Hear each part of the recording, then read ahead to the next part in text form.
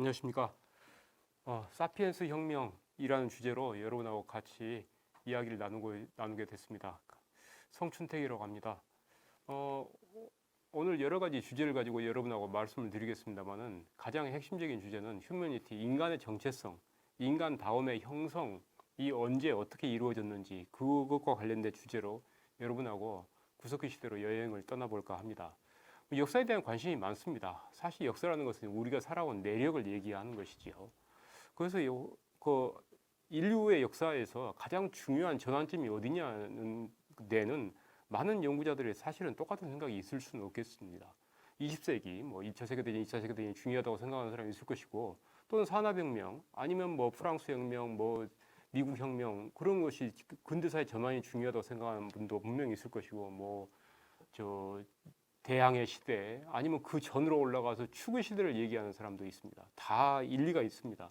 하지만 저는 오늘 여러분이 별로 생각하지 못했던 구석기 시대로 떠나볼까 합니다. 2만 년 전, 3만 년 전 그 빙하 시대에 혹독한 환경에서 살았던 수렵 최진민이야말로 우리 인간으로서 정체성을 형성하는데 가장 중요한 전환점을 마련했다는 것에 여러분하고 같이 한번 얘기를 해볼까 합니다. 인문학이 상당히 좋은 관심을 받고 있습니다. 인문학이라는 것은 사실 휴머니티스죠. 그래서 휴머니티라는 것은 인간 다음의 형성인데, 저는 이게 인간이 자연 세계하고 다른 여러 동물이나 다른 생물과 다른 인간만의 특징이야말로 사실 인간 정체성을 이해하는데 중심적인 핵심이 된다고 생각합니다. 거기에서 제가 지금 공부하고 있는 고고학의 의의도 찾을 수 있다고 봅니다. 여기 제가 몇 개를 써놨습니다만, 두발 걷기 중요하죠. 그죠? 두 발로 걷는 동물은, 포유동물은 사실 사람밖에 없습니다. 600만 년, 700만 년 전부터 시작을 했었고요. 그 다음에 불의 사용. 그죠? 150만 년, 제가 80만 년 얘기했습니다만은, 그 뒤 시기로 얘기하는 사람도 있습니다만은, 어쨌거나 불의 사용은 사람만이 하는 것이죠. 좀 이따가 더 자세히 이야기하겠습니다. 언어의 사용, 마찬가지죠. 그 다음에 많은 사람들이 별로 생각하지 못했던 두 가지가 있는데, 하나가 또 상징행위입니다. 상징행위. 상징적인 행위를 하는 것이고, 상징 유물이죠. 제가 지금 얼굴에 걸치고 있는 안경부터 시작해서 옷, 이런 건 상징적이지 않은 게 없습니다. 사실 다 완전히 안경만 하더라도 무엇을 벌기 위한 도구일 뿐이지 거기에 디자인도 가미돼 있고, 옷도 마찬가지죠. 옷도 다 추위를 막기 위한 도구만은 아니죠. 그래서 다 상징적인 의미가 있는 것인데, 그런 것이 다 구석기 시대까지 갑니다. 그 다음에 마지막으로 전지구적 환경의 적응이라고 했습니다만은, 지구상에 사막이고 고위도 지방이고, 아니면 혹한의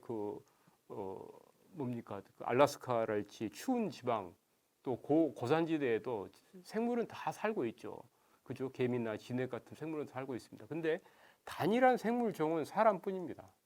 단일한 생물종은 사람뿐. 온도지방만 사는 게 아니죠. 밀림에도 사람이 살고 있고, 그 다음에 고위도에도 사람이 살고 있고, 바닷가 섬에도 사람이 살고 있습니다. 사람은 그만큼 다양한 환경에 적응했다는 것인데, 이 모든 특성이 바로 사실 후기 구석기 시대에 이루어진 것입니다.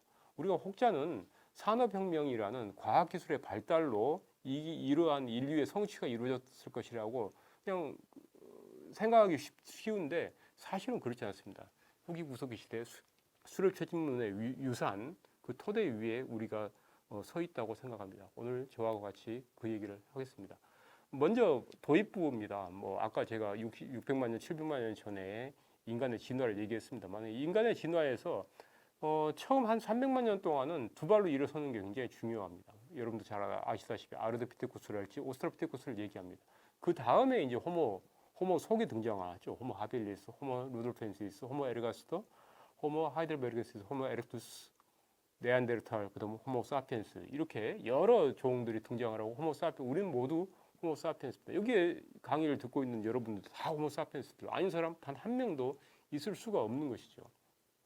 그리고 오른쪽에 보면 약 250만 년 전, 최근에는 330만 년까지도 올립니다만, 그때부터 돌을 깨서 만든 석기가 등장을 하고, 아주 느리지만 그리고 후기 구석기 시대 4만 년, 5만 년에 갈수록 굉장히 더 빠른 속도로 기술의 진화가 일어납니다. 그 인류 진화는 이렇게 전반부는 두 발로 일어섰는 것, 그 다음에 호모 속의 등장 250만 년 전 이후는 두개골 용량이 비약적으로 증가하거든요. 그렇죠? 호모 하빌리스는 기껏해야 뭐 500cc, 600cc밖에 되지 않습니다. 우리는 1400cc 정도에 이릅니다. 굉장히 짧은 시간에 200만 년, 250만 년이라는 짧은 시간에 굉장히 급격한 뇌 용량의 팽창이 이루어집니다. 그 다음 슬라이드 보겠습니다. 사실 인류 진화를 연구하기는 수월하지 않습니다. 자료 자체가 워낙 적기 때문에, 그리고 자료가 한두 개 나온 것이 굉장히 그동안의 학설을 뒤바꿀 만큼 굉장히 센세이션을 불러일으킨 경우도 가끔 있거든요. 과연 우리가 300만 년 전에 인류가 두 발로 일어섰을 것이냐? 우리가 사실은 회의하는 시각들이 많죠. 이런 유적이 있습니다. 라이톨리, 탄자니아에 라이톨리한 유적이 있는데 약 360만 년 전 정도 됐는데 발자국이 그대로 나왔습니다. 360만 년 전이죠. 화산이 터졌고, 그다음 비가 좀 촉촉히 내려서 지면 자체가 촉촉했는데 거기에 오스트랄피테쿠스가 걸어갔습니다. 그것도 한 사람도 아니고 몇 명이 걸어갔고 아이도 있었습니다. 아이의 발자국도 있었거든요. 걸어간 다음에 그다음에 점점 다른 동물도 여기에 이제 뭐 새들도 들어오고 뭐 그래서 새 발자국도 있습니다만은 나중에 다시 화산이 터져서 이게 묻힌 것이죠. 그리고 360만 년 뒤에 발굴된 것입니다. 기가 막힌 유적이죠. 360만 년 전에 두 발로 걸었다는 것이 확실합니다. 오히려 첫눈이 왔을 때 저는 가끔 걸을 때 뒤를 돌아보거든요. 제 발자국을. 저만 그런 게 아니라 아마 많은 사람들이 그럴 겁니다. 돌아왔을 때 제 발자국보다도 더 아름답다는 느낌을 가끔 갖습니다. 360만 년 전입니다. 그리고 뭐 여러분 잘 아시다시피 1974년 아까 라이톨리 발자국은 76년인데 그보다 한 2년 전에 도널드 조앤슨이라는 사람이 젊었을 때죠. 루시 화석, 루시라고 불리는 화석을 발견했고 그 화석이 왜 중요하느냐? 오스트랄피테쿠스죠.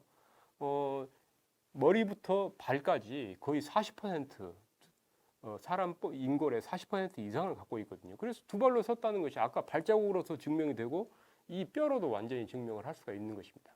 여러분 아시다시피 그때 비틀스 음악이 유행했었고 루시 인 더 스카이 위드 다이아몬드라는 루시 인 더 스카이 위드 다이아몬드 그런 노래가 캠프에서 흘러나와서 이 화석을 루시라고 짓자고 했다고 합니다. 한 10여 년 전에 한국에 왔었습니다. 단 조앤슨이. 그래서 제가 한번 물어본 적이 있습니다. 당신은 어떻게 이게 그 여자 화석인지 남자 여자가 있거든요. 그렇죠? 여자 화석인지 어떻게 알았느냐고 물어봤거든요. 그랬더니 여자 화석인지는 확실하게 분명하지는 않답니다. 하지만 사이즈가 작아서 그렇게 여자로 생각을 하고 있고 뭐 그다음에 그 애칭을 좀 그렇게 먹였고 굉장히 유명세를 탔기 때문에 그냥 루시라는 이 화석으로 이름을 붙이고 있습니다. 그 당시의 사람들의 삶 아까 지금 루시마저도 320만 년 전이거든요. 오스트랄피테쿠스의 삶은 이제 고고학의 영역이 되겠죠. 고고학에서 유적이 나오는데 유적이 어떻게 만들어졌을까? 그게 이제 고고학의 핵심 연구 과제 중에 하나입니다. 이것은 남아프리카의 동굴 유적입니다. 동굴이 이제 천년까지 있었는데 다 무너지고 한 150만 년 전 그때 유적인데 다 무너지고 이제는 뭐 평평합니다만 과거에는 동굴이었죠. 이 유적이 어떻게 형성됐느냐?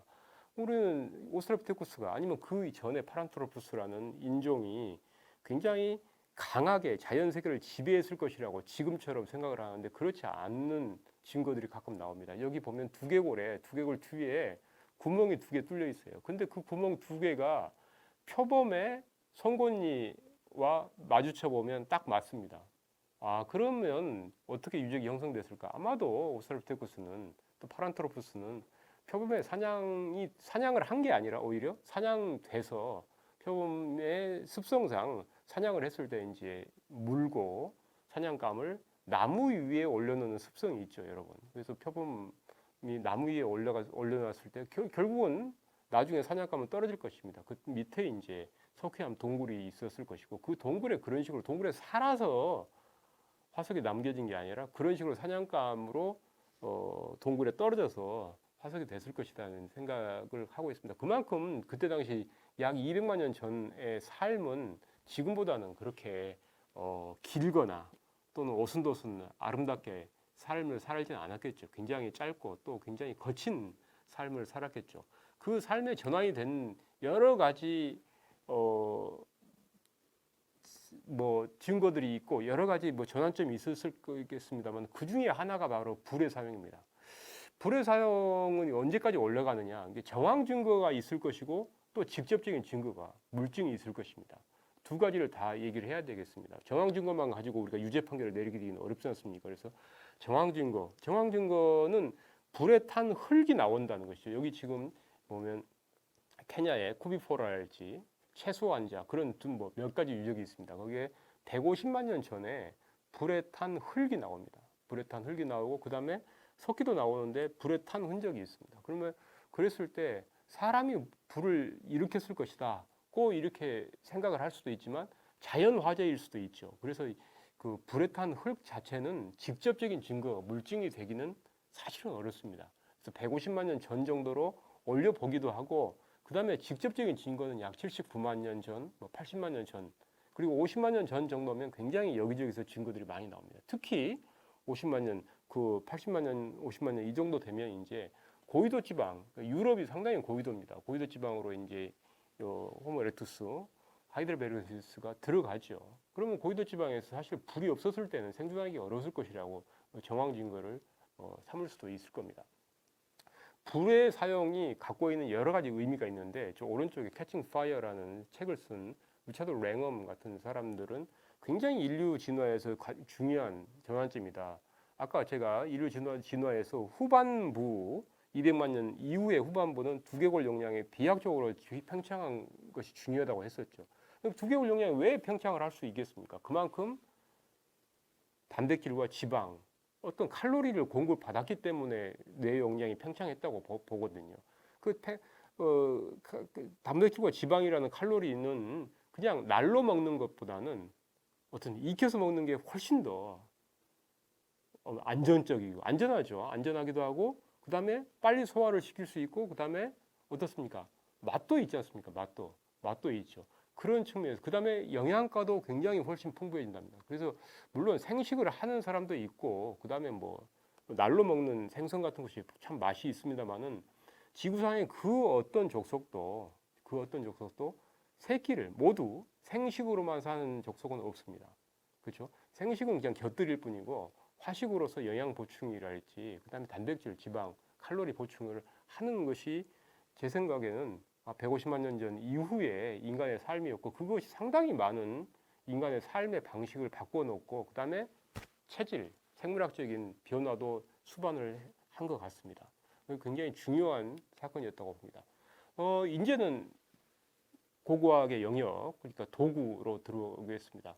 주먹도끼를 얘기하죠. 그때쯤에서 주먹도끼가 등장합니다. 150만 년 전쯤에서 주먹도끼 등장하고 주먹도끼에 대해서는 여러분도 많은 들었을 겁니다. 만능도구라는 말도 있고 그렇죠.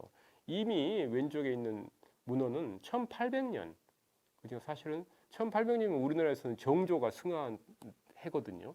정확히 1797년에 나온 영국에서 나온 주먹도끼입니다. 그것이 이제 1800년에 그림을 그려서 문헌에 소개가 됐죠. 그리고 오른쪽에 것은 1859년에 프랑스의 드 모르티에라는 사람이 그림을 그린 아쉘, 생따쉘이죠. 생따쉘이란 유적에서 나온 것입니다. 지금도 아슐리안이라고 여러분 아마 들어보셨을 겁니다. 주먹도끼를 아슐리안 문화, 아슐리안 기술 이렇게 얘기하죠. 그 이름이 생따쉘, 그 프랑스의 아슐리안, 아쉘에서 나온 말입니다. 그 드 모르티에는 이 분야를 개척했던 대단한 연구자이기도 하죠. 저 같은 사람들을 드 모르티에가 만들어놓은 감옥의 노예다 이렇게 얘기하는 사람도 있습니다. 왜냐하면 드 모르티에가 만들어놓은 온갖 체계, 분류 체계랄지 지금도 그분의 개념 용어들을 우리가 쓰고 있거든요. 그래서 그분을 넘어설 수 없다 그런 얘기를 푸념 섞이게 하는 사람들이 있습니다. 이 도면이 그려진 게 1859년인데 1859년은 또 무슨 일이 있었냐면 1859년 11월 달에 찰스 다윈의 종유 기원이 간행이 됐죠.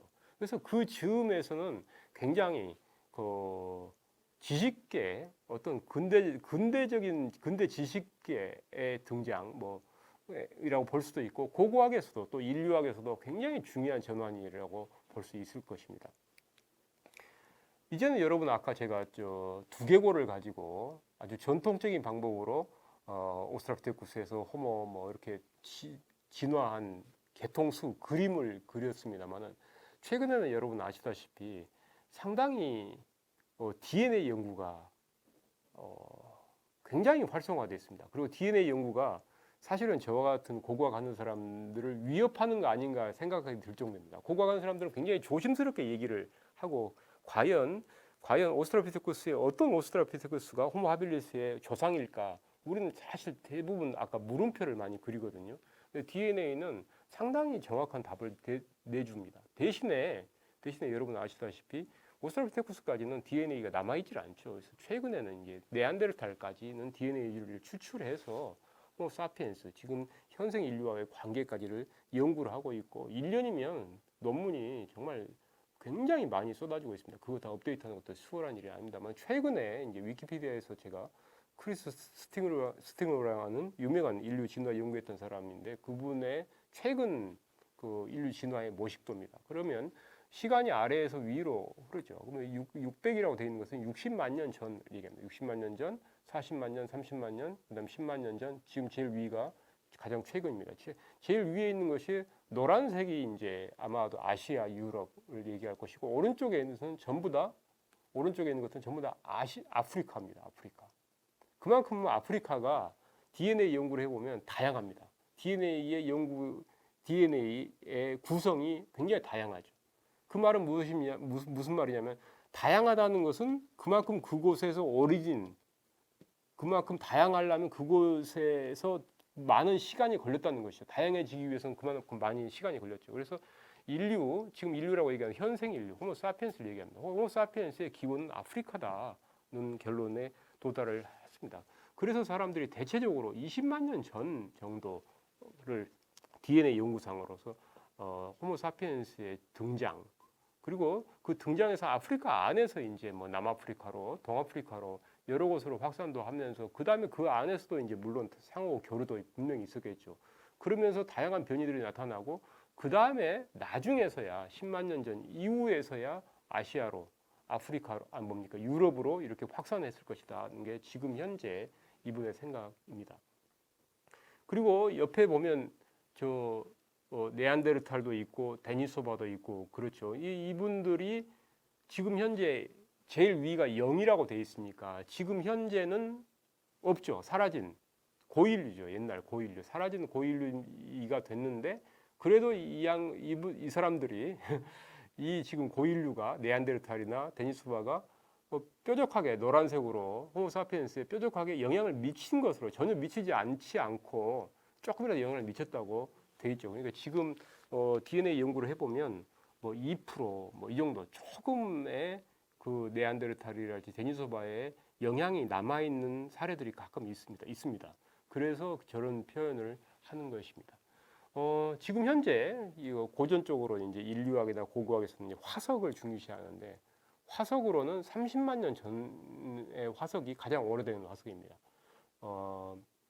제벨 이루드라고 모로코에 있는 화석이죠. 약 30만 년 전 정도고 20만 년 전 정도의 화석, 19만 5천 년 정도의 화석이 이제 에티오피아, 그 다음에 16만 5천 년 뭐 그런 화석들이 몇 개 있고, 그다음 10만 년, 9만 년 화석들이 있습니다. 근데 그 10만 년 이전의 화석들이 우리랑 그러면 완전히 똑같느냐? 똑같은 사피엔스는 사피엔스인데 완전히 똑같으냐? 그렇지는 않습니다. 완전히 똑같지는 않지만 사피엔스의 범주에 들어갑니다. 여러분 여기 도표에서 보듯이 사피엔스 안에서도 이렇게 아프리카 안에서도 여러 범주들이 있는 걸 알 수 있습니다. 사피엔스라는 큰 범주에 들어가죠. 가장 중요한 것은 두개골의 형태인데 두개골의 용량과 함께 형태가 우리 사피엔스들은 굉장히 높습니다. 예전에 고인류, 네안데르탈 포함해서 고인류들은 낮고 뒤로 이렇게 넘어져 있는 형태인데 우리는 높고 그다음에 위로 이렇게 솟아 있죠. 그런 것이다. 근데 그런 형태적인 차이에서 호모 사피엔스냐 아니냐를 판단을 하는데 그런 면에서 호모 사피엔스 범주에 들어갑니다. 근데 완전히 모든 뭐 턱이랄지 모든 해부학적인 특징이 우리하고 똑같다고 보기는 어렵습니다. 우리하고 완전히 똑같은 것은 나중에 4만 년, 2만 년 이 정도까지 와야 될 것 같습니다. 다음 보겠습니다. 그렇게 해서 이제 아프리카에서 전 세계로 확산을 하지요. 그래서 전 세계에 호모사피엔스 지금 현재 78억의 인구가 살고 있지 않습니까? 78억의 인구는 모두 아프리카에서 기원한 호모사피엔스의 후손입니다. 우리도 마찬가지입니다. 그죠? 그래서 약 20만 년 전, 뭐 30만 년 전에 나타나서 그다음에 확산 자체는 아프리카에서 굉장히 오랫동안 머무르다가 확산 자체는 뭐 7만 년, 6만 년으로 해서 그 가장 밑으로 보면 동남아시아를 거쳐서 호주, 오스트레일리아과에 간 것이 한 6만 년 전 이렇게 생각을 하고 있습니다. 그 루트에 대해서는 아직도 사실은 물음표가 좀 많이 있습니다. 근데 연구가 가장 많이 이루어진 것은 역시 유럽이죠. 유럽은 약 4만 년 전, 4만 5천 년 전 그때쯤에서 유럽에서도 동유럽이 좀 빠르고 그다음에 서유럽이 좀 늦지요. 그리고 아시아 대륙은 4만 년 전, 여기가 지금 45, 뭐 70 이렇게 돼 있는 것은 만년 단위이기 때문에 4만 5천 년 전을 얘기합니다. 6만 5천 년, 4만 5천 년 얘기하고 그 다음에 아주 인상적이죠. 그 험난했던 빙하 시대 2만 5천 년 전, 2만 년 전 이때는 저기 지금 구대륙과 신대륙을 나누고 있는 베링 해협이 과거에는 육지였습니다. 육지. 바다가 아니라 육지였던 것이죠. 그래서 구대륙과 신대륙의 경계 장벽이 없었습니다. 거기서 넘어갔죠. 그래서 알래스카 대륙으로 넘어갔고, 근데 문제는 사실 장벽은 어디에 있었냐면 지금의 캐나다 땅에 있었습니다. 캐나다 땅에 엄청나게 높은 빙산이 있었습니다. 높이가 거의 3km에 이를 정도의 높은 빙산이 있었습니다. 그리고 나중에 이제 빙하가 녹으면서 그 빙하와 빙하 사이에 통로가 생기는데 그 통로를 따라서 또는 해양을 따라서 15,000년 전, 14,000년 전이면 이미 북아메리카, 그다음에 남아메리카 14,000년까지 다 들어갑니다. 그렇게 보면 어떻습니까? 14,000년 전이면 전 세계에 구대륙이고 신대륙이고 다 들어가죠. 그 이후의 인류는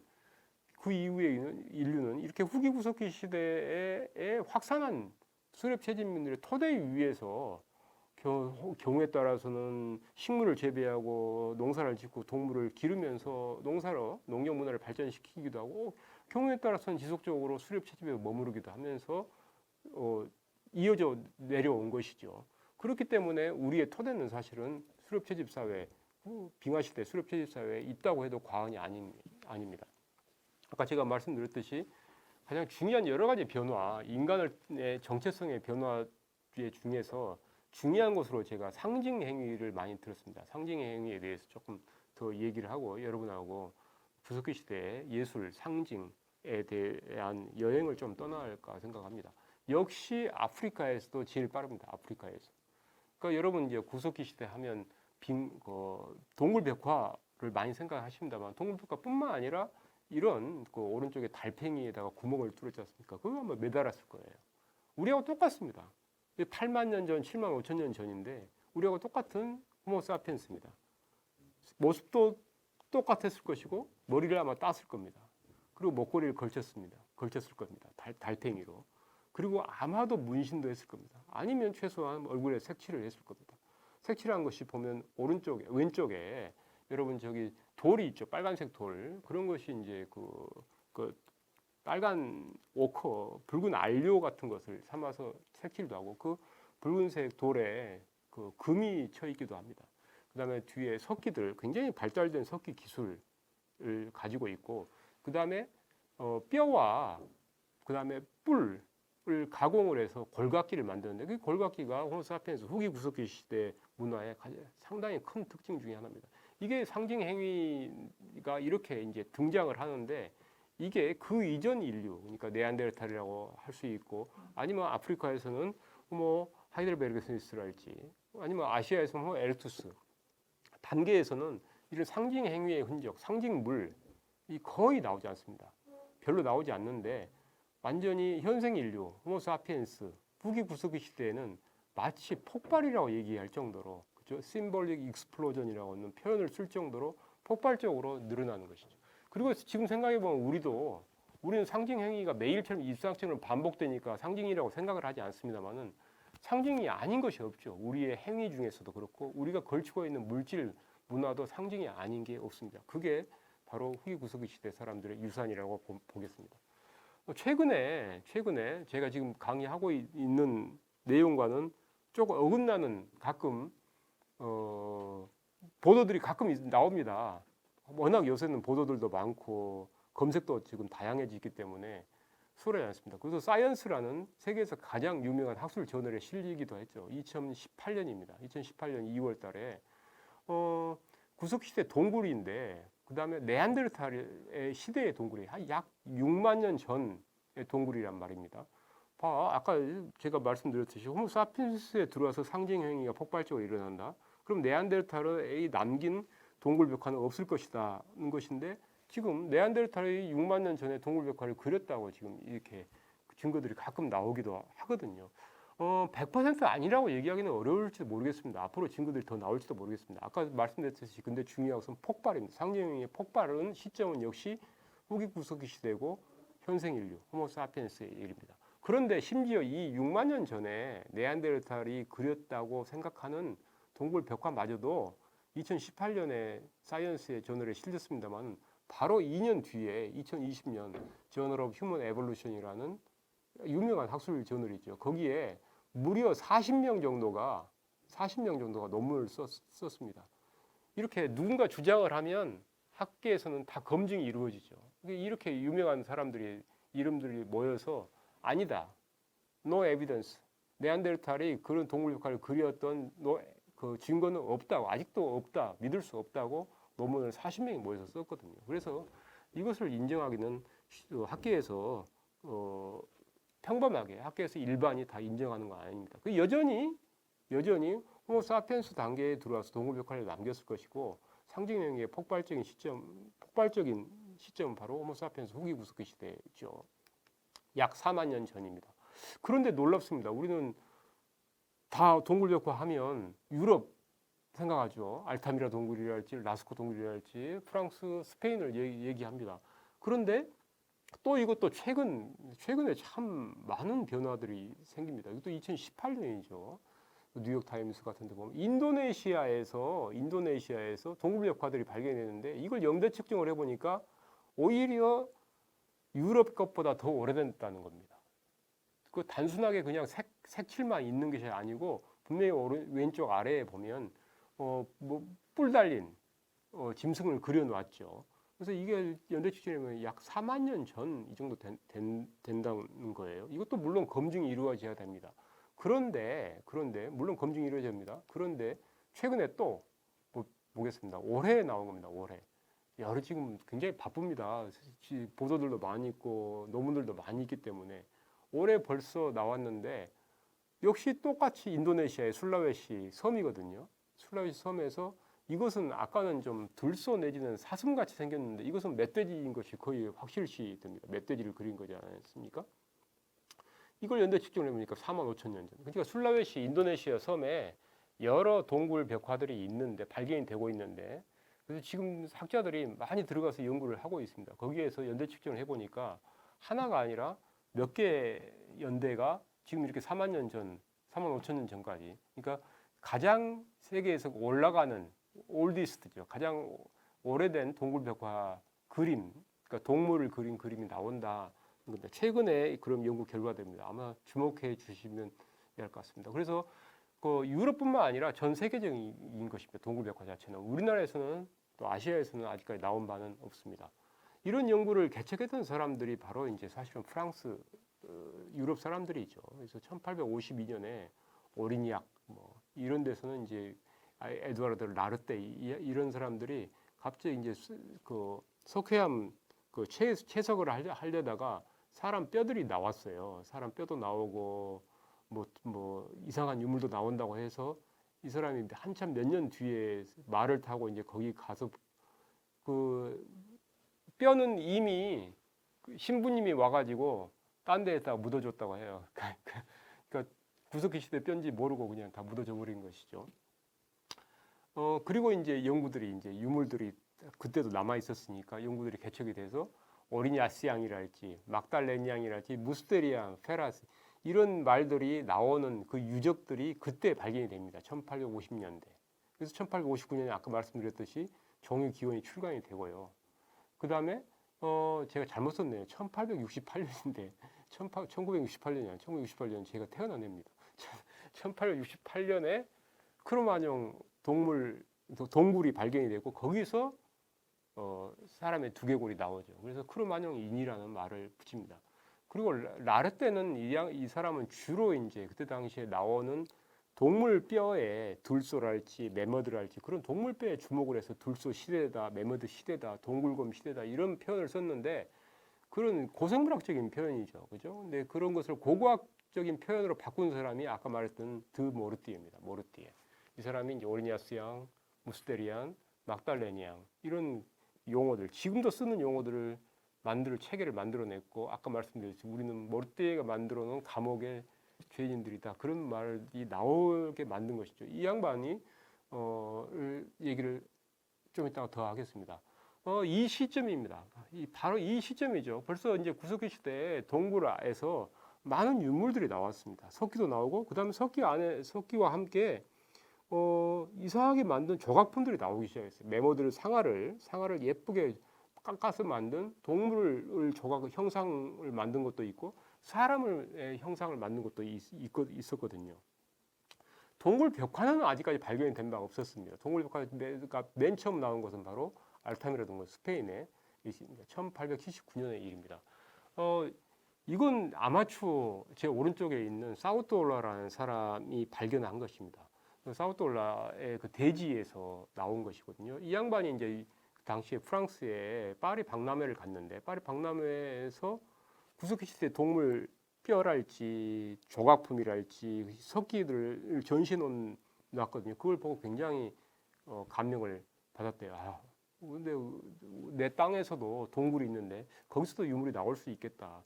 그래서 발굴을 시작을 했습니다. 발굴을 시작했고 하필 딸이 발굴에 같이 가자고 발굴에 데려달라고 막 졸라서 같이 데리고 갔다 갑니다. 여러분도 아시다시피 꼬마들은 금방 질리죠. 실증을 내죠. 그래서 꼬마는 안으로 더 들어가고 보고 싶다고 아빠 나 안으로 좀 더 들어가 볼래. 계속 가지 말라고 해도 간다고 하니까 조심스럽게 이제 등잔불을 주면서 조심해라.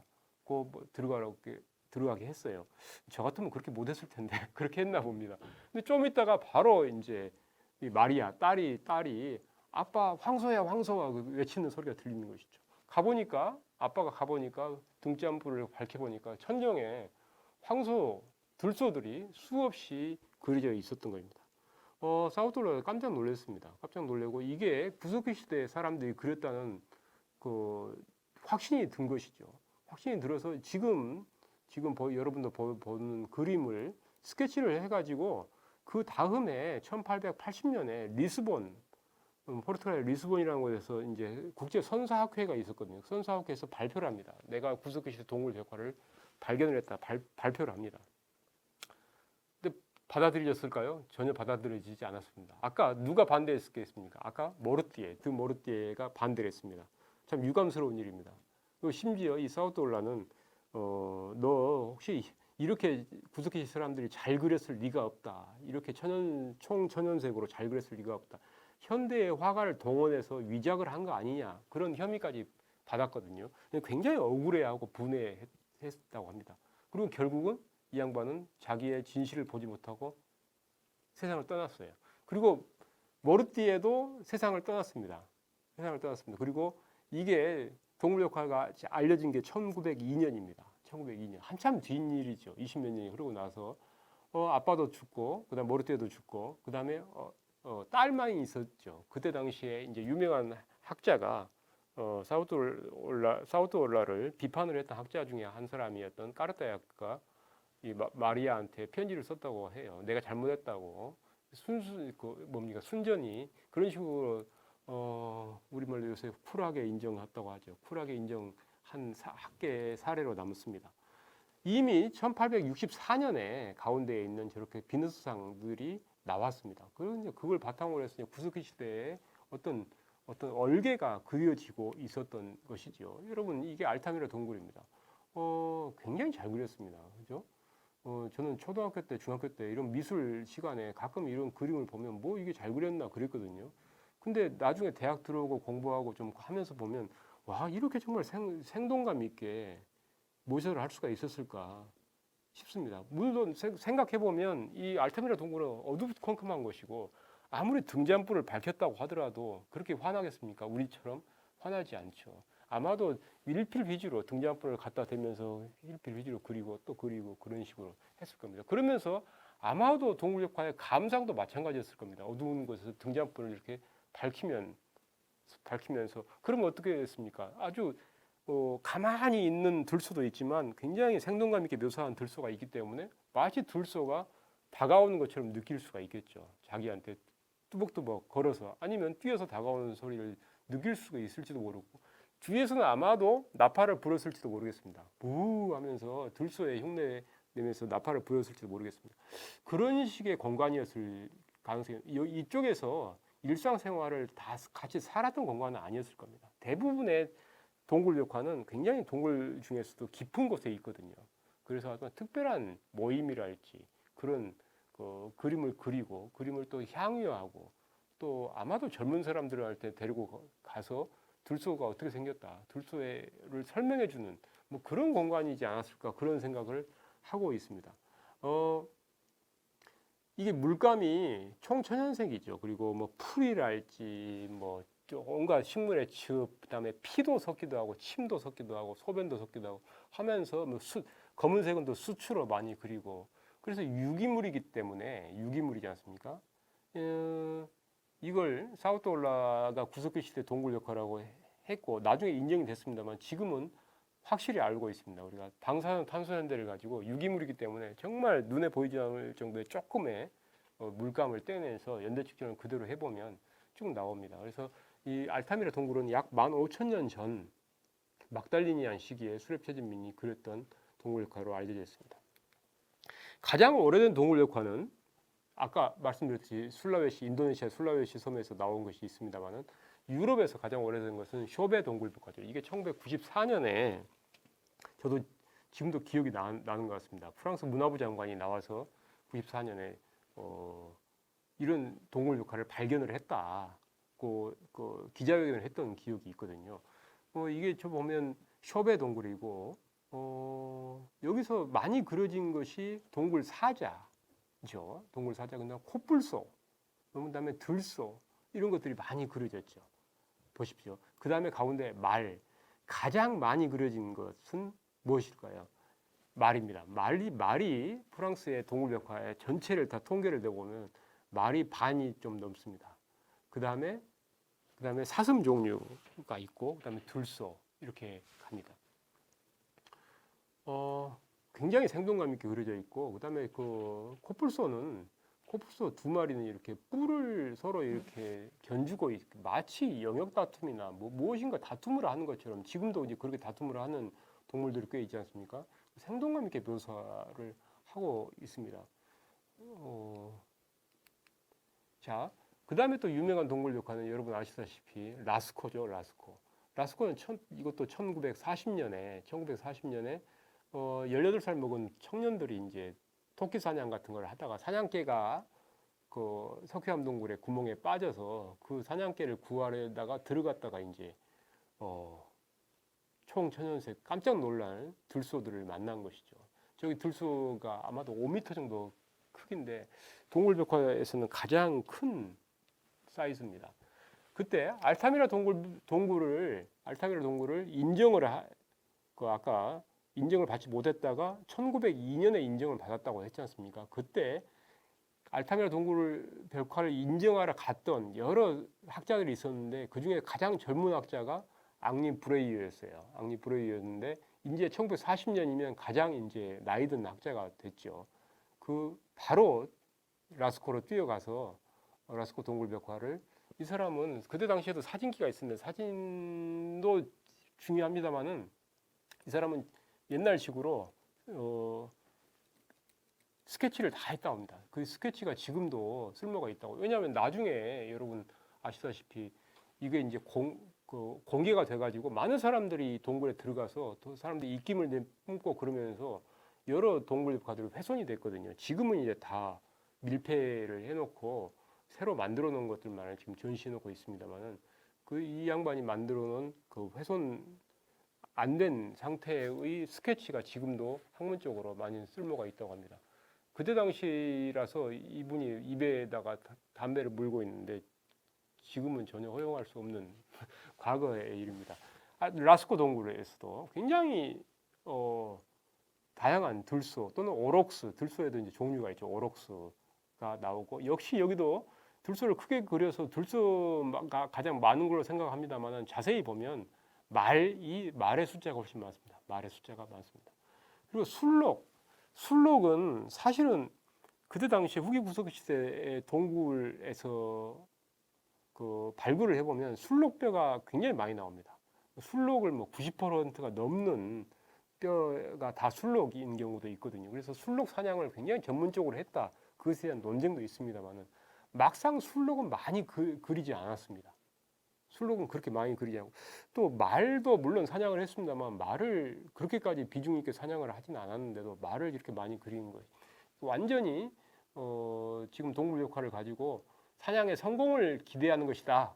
그러니까 저 동물을 사냥하기 위해서 그렸을 것이다 하는 게 이제 예전에 앙리 브레이유르 같은 사람들이 이제 정설로 세워놓고 우리도 그렇게 배웠습니다만은 그것의 기대와는 완전히 똑같지는 않다는 것이죠. 술록은 거의 그려지지 않았고 그다음에 말은 많이 그려져 있고 그렇거든요. 그리고 동물과를 보면 유럽 것만 있냐? 아까 인도네시아 술라웨시에서 나온다고 했었지 않습니까? 유럽만 있는 건 아닙니다. 여기 보면 아르헨티나에서도 있고 그다음에 베슈메르 저것은 저 프랑스 것인데 똑같죠. 사람의 도장 스텐실이죠. 그 사람이 손을 벽에다 대고 그 다음에 아마도 빨대 비슷한 것으로 물감을 불었을 겁니다. 불었을 거예요. 저게 무엇을 뜻할까? 알타미라도 있고 그 다음에 아까 인도네시아 술라웨시 섬에 있었지 않습니까? 거기에도 있습니다. 그러니까 전 세계적으로 동굴벽화에 가장 많은 것 중에 하나가 사람의 손입니다. 손도장이죠. 손도장. 무엇이었을까? 사인이었을까? 그건 뭐 내가 이 왔다는 것이었을까? 아니면 이런 건 어떨까요? 이게 저기가 어떤 영적인 세계의 공간이고 지금 여기가 이승이라고 한다면 영적인 세계의 공간에 손을 대는 뭐 그런 뜻도 있을 수도 있을지 모르겠습니다. 여러분 이제 동굴 벽화가 있지만 조각품도 유명하죠. 그래서 가장 오래된 조각품 역시 아까 그러니까 쇼베 동굴이 유럽의 동굴 벽화 중에서 가장 오래됐는데 방사선탐소연대 측정 결과 한 3만 5천 년 정도 됩니다. 3만 5천 년 정도. 3만 5천 년 정도. 그러니까 후기 구석기 시대의 시작과 더불어서 동굴 벽화도 시작을 하는 것이고 후기 구석기 시대의 시작과 더불어서 이런 조각품들이 나옵니다. 조각품들이 나오고 이건 독일 것입니다. 세계적으로 가장 오래된 어떤 조각품인데 이 사자인간이라고 유명한 조각품이죠.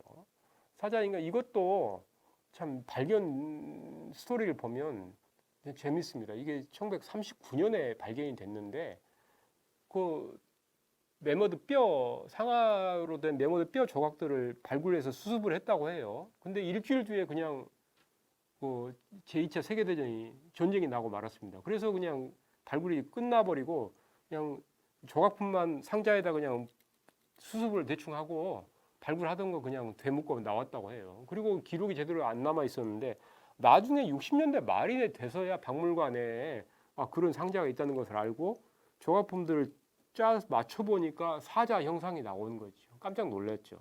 그리고 가만히 생각해 보니까 그것도 한참 뒤죠. 2000년대 들어와서 가만히 생각해 보니까 그 유적이 제대로 발굴되지 않았다는 것을 알게 돼서 다시 발굴이 들어간 겁니다. 다시 발굴돼 가보니까 조각들이 큰 조각들은 수습을 했는데 작은 조각들은 거의 수습하지 않은 채로 그대로 있었습니다. 그래서 만들어 놓은 사자 조각상을 다시 다 떼어내고 조그만 조각까지 다 붙여서 컴퓨터 그래픽까지 해서 조합을 해서 다시 만들어 놓는 것입니다. 약 31cm 정도 되고 사자고 아까 이 사자가 오른쪽에 보겔허드 케이프 그 독일 동굴인데 비슷한 연대입니다만 거기에서도 사자들이 나오고 3만 5천 년 전에 아까 쇼베 동굴 벽화에서도 사자가 나왔죠. 암컷일까요, 수컷일까요? 이것에 대한 논쟁도 많이 있습니다만은 그건 뭐 사실 100% 알 수는 없습니다만 대략적으로 수컷으로 생각을 하고 있습니다. 그리고 동굴에 살았던 사자들은 갈기가 그렇게 지금 아프리카의 초원에 있는 사자만큼 갈기가 발달하지 않았다고 합니다. 그래서 뭐 갈기가 있다 없다가 그렇게 중요한 건 아니었다고 합니다. 그리고 오른쪽 아래가 이제 매머드 상이죠. 그리고 이런 식의 조각품이 가장 오래된 것이 비너스 임퓨디크라고 하는 1864년에 나온 것이 가장 오래된 겁니다. 거기에 이제 비너스 인프드라고 하는 것은 이제 좀 뭡니까 이 뜻이 그 부끄러운지 모른다, 도발적이다, 뭐 그런 뜻인데 비너스 상이라는 이름을 붙였어요. 우리도 지금 비너스 상이라고 하면 구석기 시대에 여러 비너스 상이 뜨는데 사실은 비너스라고 부르는 것 자체가 적절하지 않습니다. 왜냐하면 비너스는 그리스 신화잖아요. 그리스라고 해봤자 불과 몇천 년밖에 더 됩니까? 이건 2만 년이 더 되니까 비너스가 있었던 시절보다 훨씬 오래된 것이죠. 우리가 굳이 사실 그럴 수는 없는데 그렇다고 일반적으로 다 알고 있는 이름을 바꿀 수는 없고 구석기 시대 비너스 상이라고 일반적으로 알고 있고 가장 오래된 것은 역시 또 독일에서 나온 것입니다. 오른쪽에 독일에서 나온 것이고 이것도 멤버들 상하로 만든 것이고 아주 굉장히 작습니다. 굉장히 작습니다. 손바닥 안에 들어갈 정도의 작습니다. 3만 5천 년 전 정도 되고 같은 이 동굴에서 나온 뼈 중에서는 왼쪽에 길쭉하게 이렇게 독수리 같은 긴 새 뼈에 구멍을 뚫는 것이죠. 악기죠, 악기. 확실한 악기죠.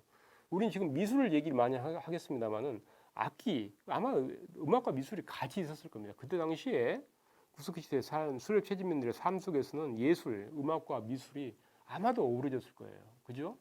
축제도 벌이고, 그 다음에 제사도 지내고, 공동, 아마도 늘 합창도 하면서, 그러면서 누군가는 피리를 불고, 아마 옆에서 큰 나팔을 불고, 그러면서 어떤 공동체 의식을 높였을 겁니다. 그러면서 추운 혹심한 빙하 시대를 이겨나갔겠죠.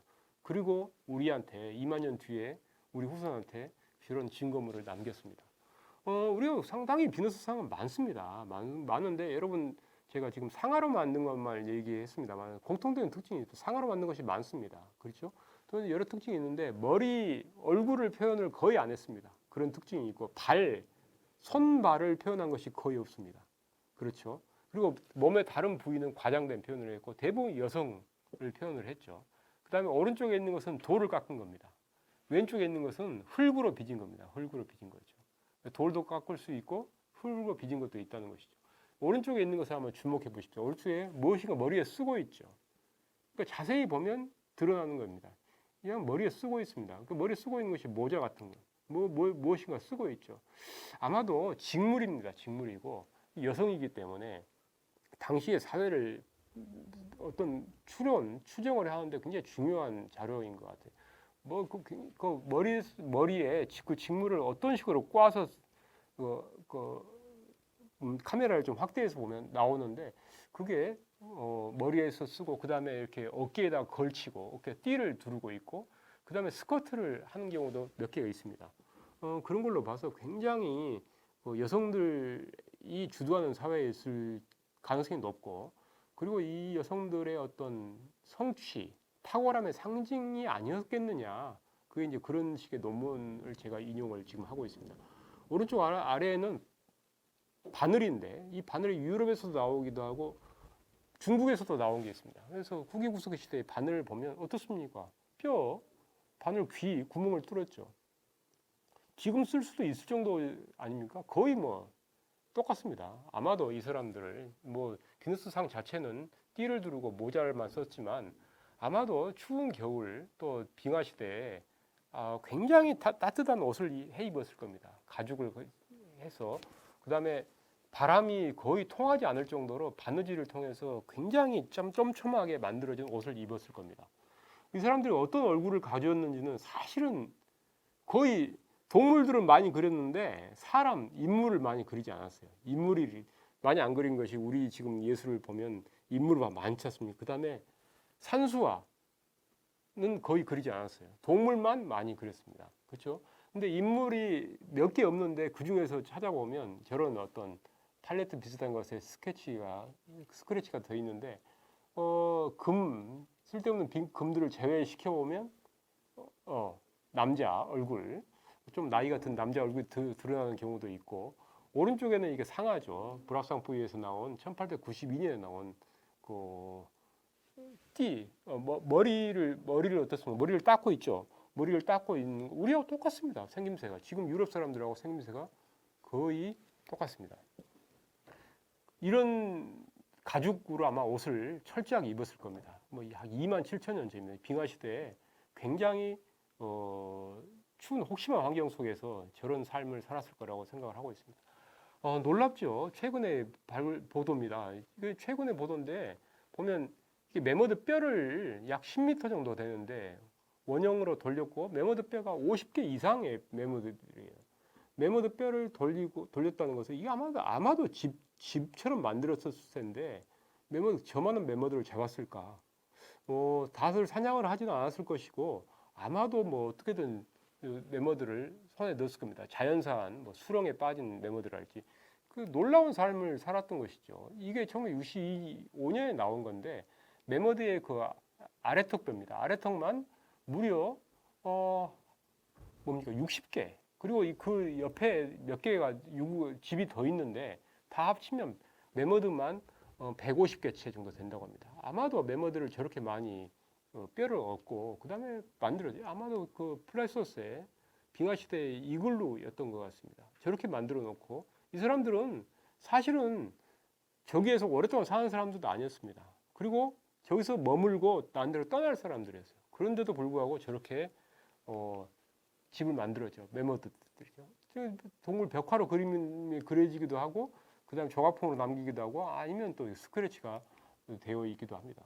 그러면서 매머드를 사냥을 하죠. 그리고 매머드가 사냥되어 있던 증거가 분명한 것이 가끔 나옵니다. 그리고 지금 미국에서 나온 건데 1950년 정도에 발굴된 건데 매머드 갈비뼈, 매머드 뼈 사이에 저 찌르개가 하나, 둘, 셋, 넷, 다섯, 8개가 박혀 있었습니다. 8개가.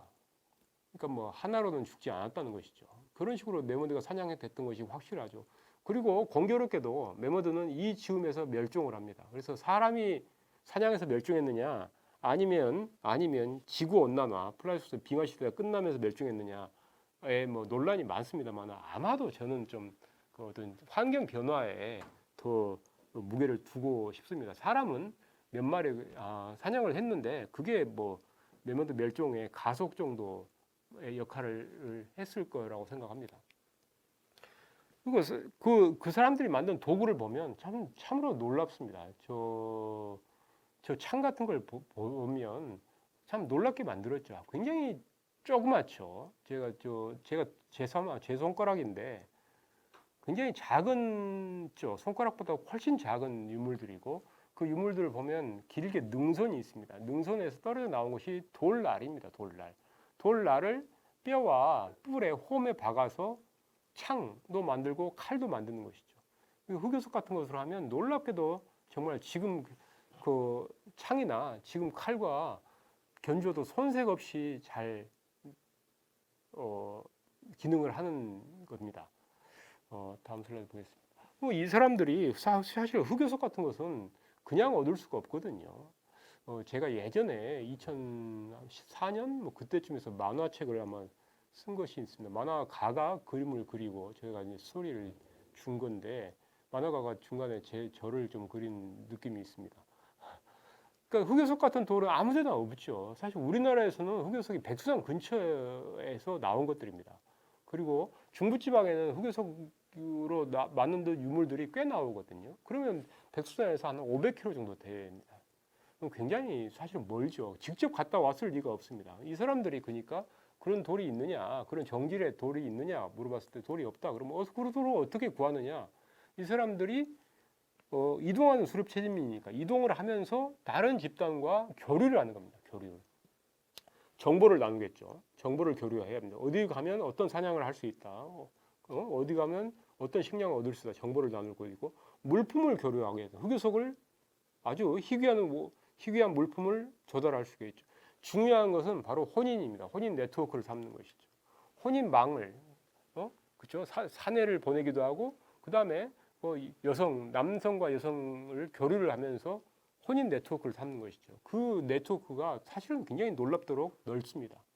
그 네트워크가 연결되면서 간접적인 교류를 통해서 흑요석 같은 것이 들어왔다고 생각합니다. 그래서 저는 이것이야말로 후기 구석기 시대의 혁명 또는 사피엔스 혁명이라고 생각합니다. 농업혁명이란 말이 있습니다. 그죠? 고든 차일드라는 사람이 말을 해서 굉장히 유명해진 개념인데 원래는 산업혁명이 끼친 인류사의 전환점을 비유적인 표현으로 농업혁명, 신석기 혁명이라고 얘기합니다만 최근에는 그래서 구석기 시대에 인류혁명을 얘기하는 사람들이 있습니다. 저 역시 이 사피엔스, 왜냐하면 우리는 사피엔스, 호모사피엔스의 호기구석기 호모사피엔스가 이루어놓은 토대 위에 있기 때문이죠. 이게 보십시오. 지금 큰 비석에 여우랄지 아니면 두루미 같은 아니면 들소들을 조각해 놓은 것인데 9,000년, 기원전 9,000년인 괴베클리 테페라는 유적이거든요. 이 주거지가 아닙니다. 제사 의식을 했던 공간인데 이 사람들은 다 수렵 채집민이었습니다. 수렵 채집민. 농사를 짓고 거대한 마을을 이루고 무슨 막 농경 해가지고 문명을 했던 사람들이 아니죠. 우리는 문명과 야만에 대한 어떤 이분법적인 관습이 좀 있는데 과연 그런 이분법적인 관습이 옳은지 모르겠습니다. 사실 우리가 문명이라고 하는 것도 사실 수렵 채집 사회, 야만, 우리가 야만이라고 하는 것에 토대를 두고 만들어진 것이거든요. 수렵 채집민들 연구를 해보면 놀랍기도 합니다. 이제 과거 문명과 야만의 이분법적인 도시계에서 수렵 채집민들은 사실은 제대로 환경 변화에 적응하지 못하고 도태된 어떤 진화의 어떤 낙오자로 생각하는 경향이 많이 있었죠. 근데 인류학자들이 연구를 해보면 도시 근로자들 아니면 산업사회의 소작농들보다도 지금 현재 수렵 채집민들, 지금 부시맨을 지금 사진을 보여주고 있습니다. 부시맨들의 노동 시간, 아마존 원주민들의 노동 시간이 훨씬 더 짧아요. 하루에 5시간, 4시간 일하면서 이 사람들 많은 시간을 사람들이 서로 사회화에 바칩니다. 서로 농담을 한달지 서로 키득거리면서 서로 주물러 주기도 하고 이러는 게 바뀌죠. 우리는 어떻습니까? 지쳐가지고 들어와서 자고 자기에 바쁘고 새벽같이 일어나서 다시 일거리에 나가기 바쁘죠. 반드시 그렇지는 않다는 겁니다. 우리 사실은 이런 강의하면서 여러분한테 말씀드리고 싶은 것 중에 하나가 구석기 시대 사람들 야만인이라는 어떤 원신이다, 너무 야만인이다, 어떤 자연 세계에 종속되어 있다, 자연의 통제에 그냥 야만스럽게 살고 있다는 것이고 그런 생각 자체가 역사 교과서에서도 반영되어 있습니다. 역사 교과서에 제가 사례를 들었는데 해가 뜨자마자 그날의 먹거리를 찾아서 주변을 돌아다니면서 어스렁거렸다. 뭐 이런 식의 표현들이 있는데 굉장히 궁핍하고 어렵고 야만스러운 삶만을 강조하는데 반드시 그렇지만 않습니다. 우리의 뿌리는 저는 호모사피엔스, 구석기 시대 호모사피엔스에 있다고 생각합니다. 우리 뿌리는 한 20명, 30명 정도가 모여 살면서 이동을 하면서 주변 집단하고 교류를 하면서 혹독한 환경을 이겨내면서 서로 공유하면서 나누면서 먼 곳에 있는 사람들의 삶을 궁금해하고 주변 집단과 교류하면서 그런 사람들에서 지금 현재 인류의 토대가 바뀌어졌다고 생각을 하고 있습니다. 사실 농자 천하지 대본이란 말이 있는데 제가 뭐 그것을 특별하게 반론을 제기한다는 건 아닙니다만은 지구상의 78억의 인구 가운데는 농사를 짓지 않고 사는 사람들이 있습니다. 그래서 농업이 모든 것의 토대다고 얘기하는 것은 그분들한테 신뢰가 될 수도 있다고 생각합니다. 사실은 수렵채집민이라고 생각합니다. 왜냐하면 생물학적인 토대 자체가 우리가 생물학적인 토대가 후기구석기 시대 호모사피엔스에서 기원을 한 것이거든요. 지리적으로도 전 세계 구대륙이면 구대륙, 신대륙이면 신대륙, 전 세계에 다 들어간 것도 후기구석기 시대의 유산입니다. 빙하가 녹으면서 벌어진 신석기 시대 이후도 굉장히 중요한 진전이 물론 있죠. 또한 그 이후의 진전은 후기구석기 시대 사람들이 놓았던 토대 위에서 역사의 수레바퀴가 굴러갔다고 저는 생각을 하고 있습니다. 지금 우리가 후기구석기 시대의 삶을 여러분하고 같이 얘기했습니다. 흥미롭죠. 흥미가 재밌습니다. 근데 거기에서도 흥미와 함께 교훈도 찾을 수 있을 것 같습니다. 우리는 어떤 사람의 성장을 봤을 때 어린 시절의 기억이, 어린 시절의 경험이 굉장히 중요한 그 사람의 심리, 그 사람의 행위, 행동 패턴에 엄청나게 중요한 역할을 한다고 합니다. 심리학자들이 다 밝혀놓은 것이죠. 근데 어린 시절에 사실 무슨 일을 했는지 잘 기억이 안 나죠. 기억도 잘 못하는 어린 시절의 삶이 그 사람이 어렸을 때 어린이 돼서 어떻게 행동하는지, 어떤 사고를 하는지, 어떤 행동 패턴을 보이는지를 규정한다고 얘기하죠. 아마도 지구상의 78억의 전 인류에게는 후기구석기 시대에 사는 사람들의 삶이야말로 우리가 잊어버렸던 어린 시절이 아닌가. 우리가 잊었지만 그래도 우리를 지금 규정하고 있는 인류의 정체성, 인간 다음을 만들어내는 토대는 바로 2만 년 전 빙하 시대에 혹독한 삶을 살았던 수렵 채집민들이 아니었나 생각을 하고 합니다. 여러분 고맙습니다.